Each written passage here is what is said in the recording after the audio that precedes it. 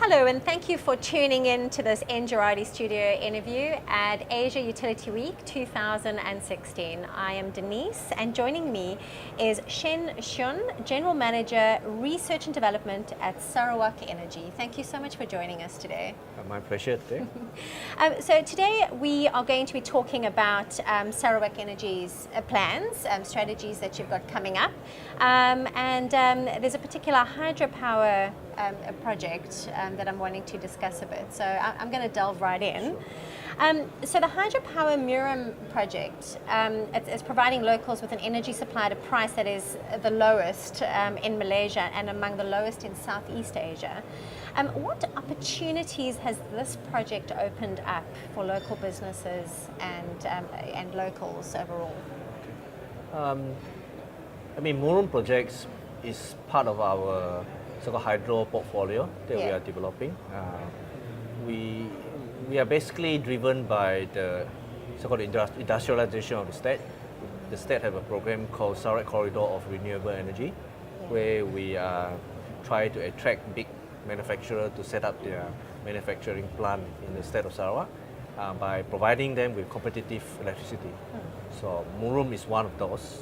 So to that, the industrial park have, I think, attracted something like 30,000 or created 30,000 jobs already. Sure. So it's part of the portfolio of, I don't know, we have more than a dozen kind of hydropower under study. So it depends on the economics, which one, and it depends on the business environment. Then we'll look at which one we develop. So for Murum, you mentioned about the tariff. With Murum, and before that we also have the Bakun hydroelectric power. Yeah, because having the hydroelectric power, they are the most competitive. They provide the most competitive electricity. So it allows us not only just to keep the electricity rate low, but in fact that we have reduced the rate last year. So we have the same rate since '91. We have not changed the rate for 20-something years. Then we revised it last year together with the state government after we have commissioned all the hydropower, and we reduced it. Fantastic. So some customer, domestic customer, their tariff is reduced by as much as 40%. So this is a lot. So in terms of the job opportunity, so in the industrial side of it, there's a lot of job being created. But more locally on the project side itself, the locals a lot of them were hired, mainly most of them as drivers kind of thing, and helping out with the construction. Yeah.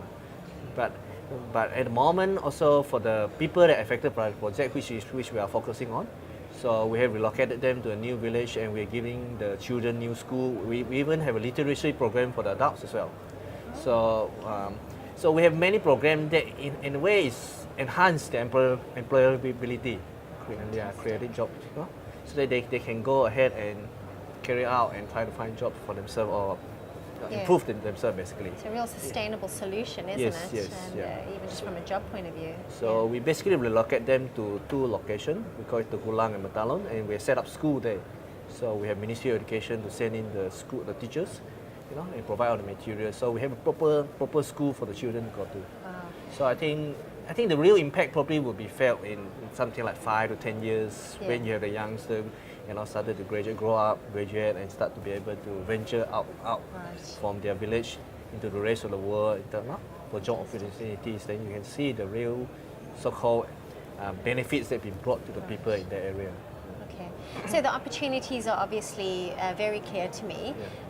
But what have been the challenges? Because there's always challenges that you face during these projects. Take me through the challenges and how were these overcome? Like many projects, I think the biggest challenges is on the social issues. And for the hydro project, because we have to relocate the people, because the reservoir is coming out, we have to relocate the people. So that have been the most difficult part of the job, trying to identify, or together with them, identify where they would like to set up their new homes, where they want to live. So those parts are the most challenges. So we need to have a lot of dialogues, a lot of patience, and keep discussing with them, and to assure them basically that we are with them for the long term. Right. So we don't move them to an area, just give them homes and then give them the key and then we say goodbye. We're still together with them. We have a team of people continue to work with them. Oh, okay. Yeah, we have handicraft program trying to see how we can improve on the handicraft and help them to be able to market outside their village as well. you know. So we even have a program now that now we have a now as a big company we always give souvenirs to other people. So instead of buying souvenirs from the shop, now we're giving out their handicraft as a souvenirs. Oh, so it's something like this that we help them to have a better, bigger exposure to the rest of the world. Right. So in fact, we have brought some of the craftsmen to Kuala Lumpur for some convention kind of thing to showcase their arts, you know, their culture kind of thing. So, so in that sense, yes, it is a challenge to try to get them to come along with us and believe that the world is much bigger. There are bigger opportunities for them. Yeah. So once you get over that hurdle, and then show them that you're actually with them in the long run, then everything becomes smoother. Okay. Yeah. So I think the social issue is a most difficult. The biggest thing. Yeah. All right. And then you have to assure them that you're going to set up school, the children have some place to go to, you know, and something that is safe kind of thing. Yeah. So that is the most bigger challenge. Yeah. There. But we have learned a lot from the Murum project, of course, and through that we also have looking at hydropower development. We have subscribed to International Hydropower Association, they call it Sustainability Assessment Protocol. So we are looking at long-term sustainability, not only just the financial and technical side of the project, but also the social and environmental side as well. Yeah. So there's a way to guide us per se in how we should carry out future projects. All right. Yeah. And what other sources of generation, perhaps specifically renewable generation, is Sarawak Energy looking to harness over the next few years? With hydropower as such or large hydropower as such a competitive price, it's quite difficult to explore or to excuse me, make other renewable sources to compete against hydropower. But we do look at micro hydro and solar, particularly at areas that we cannot bring the grid to, the remote areas. So we still have 1 or 2 thousands of remote villages that are without electricity. So we are installing this kind of system using local resources. Like if there's a waterfall, we can develop micro hydro. We'll build micro hydro for them. Right. Or if there's none, we'll build solar system for them. So far we have in total close to about 20 stations using solar system that are running in the remote area, and we are building something like 20-30 more stations as well. Right. So in fact, the government just approved a new program, and I'm mandated to complete 50 projects this year. Right. So there's a lot. It's a very busy time. Yeah, right. I have a hands full. Yeah. Okay. So we don't just look at just developing back hydro. We look at other resources, and whichever that makes sense at where they are, we'll build those. Yeah. Great. Biomass, it's a good resources. Of course, in Malaysia there are a lot of biomass energy resources. Yeah. But again, compared against hydropower, it's not as economical as well. Okay. But we do support some other developer, like for example the palm oil mill that have the biomass that they need to convert. They need to so-called manage. And one way of managing them is convert it to useful energy. Yeah. So we support them. We take their energy. We pay them a tariff that allows the business to continue to be able to convert the biomass into a useful energy. Right. Yeah, exactly. So, exporting hydropower, that's pretty new. Yes. How, what were the biggest challenges in getting this, in putting this all together and getting it right? Yeah, we have the first link to Kalimantan. The first link was completed sometime last year, but early this year we we export the first megawatt. So to Kalimantan now it's about 60 megawatt, I believe. Yeah, I think the biggest challenge is, or should I say, it's opportunity actually, is to find you're going to find a win-win solution on both sides. So in this case, the proceed from the sales will help us in terms of paying from our loan or whatever to develop our big hydro projects. So that in a way is also helping us to keep the tariff in the state law. Yeah, because we are selling them, of course, at the better rates than we are charging to our customer. Yeah. So that in a way to help us to finance our big project. But on their side, because they are using diesel, primary diesel for the generation, so at the rate that we're selling them, they are actually saving a lot. Fantastic. So I think just to give a ballpark figure, in our 5-year contract, I think the PLN or the Indonesia side stand to save something like 600 to 800 million US dollar. Right. over the 5 years, and they probably share with us something like 20-30% of the savings. Then the rest they keep themselves. So it's like encouraging, yeah, yeah. it's a kind of advantage for both sides, benefited both sides. Win-win, really. Yeah, win-win. Yeah. Let's talk about energy efficiency, because that's almost a form of generation as well, isn't Yes, it? yes. What strategies does your company have in place, and how are you getting these strategies across to your consumers? At the moment, it's very much so like we try to show it that we are energy efficient ourselves. Our headquarters is the first green building in the whole of East Malaysia. So we have of course we have special orientation of the building, so you get the most sunlight into the building, so you can reduce the amount of lighting, and also in terms of cooling and air conditioning, right? We do it in the way that we use chiller water to cool the atrium area. We don't need the aircon that part. We reduce. The building was designed in such a way that is of low energy. So we use that as a way to educate the public per se that it is possible to reduce our so-called energy usage. Basically our energy usage. We do have visitors from schools, from publics to our building, and see how it can be done. So right now there's, I think it's catching on a little bit. There are some other private entity that are building green building themselves. Yeah. But other than that, in terms of pushing it to a customer to actually translate into action, it's quite a challenge, and the reason is because of the low tariff. Yeah. So it's quite difficult to make it justifiable from the financial standpoint. To, let's say, double glaze your window so that you can reduce your aircon, but then the electricity price is so low. Yeah. So it is a challenge. It is a So challenge, we try to indicate it from the point of view of environmental conservation, more for that kind of view rather than a financial return. Okay. Yeah. Is that working? Do people really care about the environment? I think so. I think Okay. it's slowly. People are starting to think about the impact that we make to the environment. Yeah. So people are aware of that. So people That's are encouraging. but sometimes to work with, like, say, sometimes we work with certain businesses. Then when it comes to the dollar and cent, then it's becoming a bit difficult. We're looking at it, but we see that our electricity, it is a very competitive rate, and because it's hydropower, it's green as well. So we're actually trying to encourage people to use more electricity.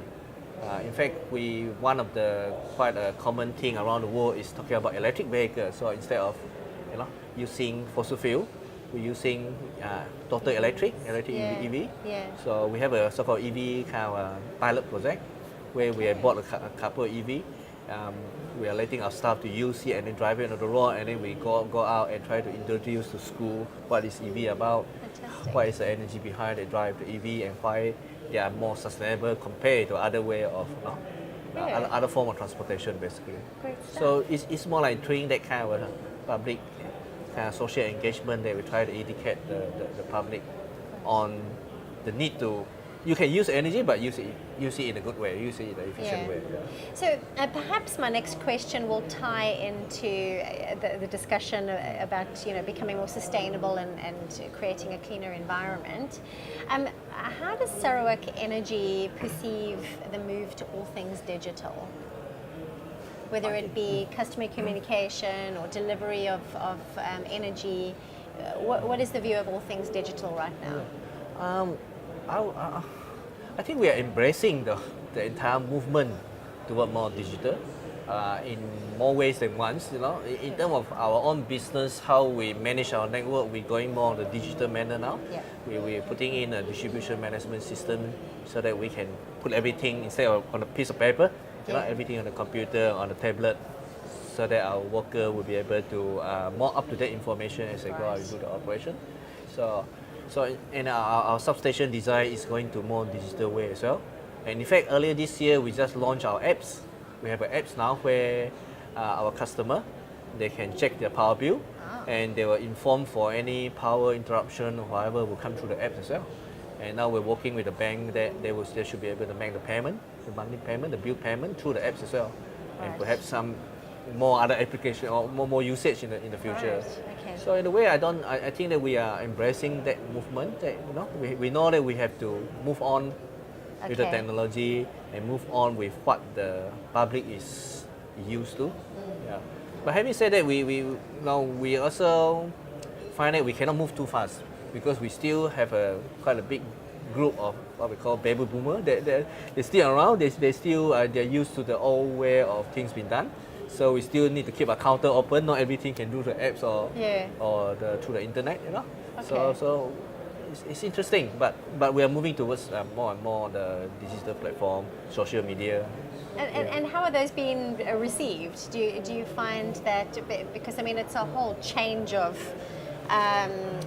sort of strategy from the company, and the customer has now got this new utility that has a new approach. How are they? Do you find that customer engagement is better? You find the relationship with the customer is improving with this, or are they still sort of a bit? I mean, as a company as a whole, I think we embrace the idea. That all the employees embrace this idea. We know that where we are moving. But customer, there's a bit of a mixture. Like say that we have a new group, a young group. We find that there's some subscription to our apps when we launch it. But we also find that there's another group of customer, which is slightly older. They like the things there. Yeah. And unfortunately, they seem to be happen to paying the bill. So they're the one who pay, not the young one. Yeah, fair enough. Fair enough. Yeah. So in that sense, I think it's just a matter of time that eventually, that people will see the convenience of using digital, the IT. No, a lot more convenient than going to the queue kind of thing. You know? Fantastic. My final question to you. What would your advice be to other utilities who might be in a similar situation to you? I don't know if you have any words of wisdom for others. In terms of IT or in terms of? Well, I mean, we could specifically talk about the exporting of power, for instance, or customer engagement. Have you got any sort of final words or of advice for other utilities?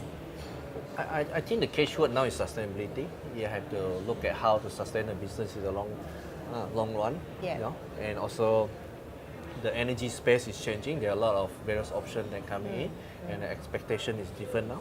Yeah. So look at the sustainability issue, and at the same time, really have to listen to the customer, from the biggest one to the smallest one. Yeah. So I think then and the you older and the younger. yes, and then use technology as a base to adapt to whichever situation. And you can have multiple solution kind of thing for different brackets of customers. Yeah. I think that is where you have to go. You have to remain agile and be able to move as quickly as possible. Right. Yeah. I think that's a biggest challenge to a lot of utility company. Yeah. That we need to be more agile, to be more responsive. Yeah. Well, I'm going to end it there. Thank you, Chen, for joining us today, and thank you for joining us during this session. If you're wanting to gain more insight into Asia Utility Week, please have a look at our other videos on our website, ngerati.com. Thank you.